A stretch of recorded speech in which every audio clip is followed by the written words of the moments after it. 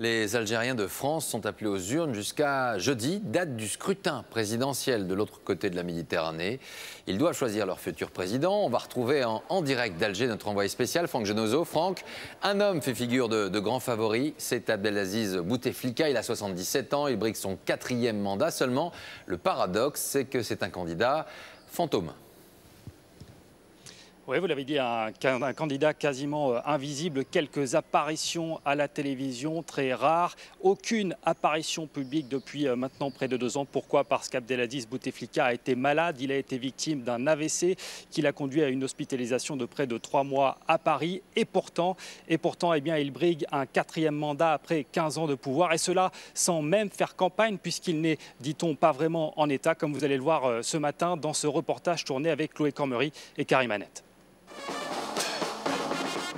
Jusqu'à la dernière minute, le folklore digne d'un chef d'État a entretenu le suspense. Les partisans d'Abdelaziz Bouteflika affluent par milliers ce matin devant ce grand complexe sportif d'Alger. J'espère le voir. S'il faut, on l'aidera à se mettre debout.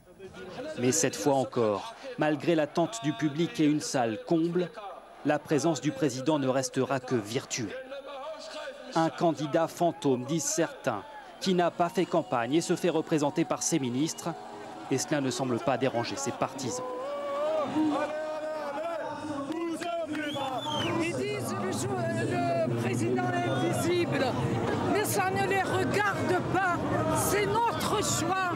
Victime d'un AVC il y a 1 an, Abdelaziz Bouteflika se contente désormais d'apparitions à la télévision. La dernière en date, hier soir face à un ministre espagnol.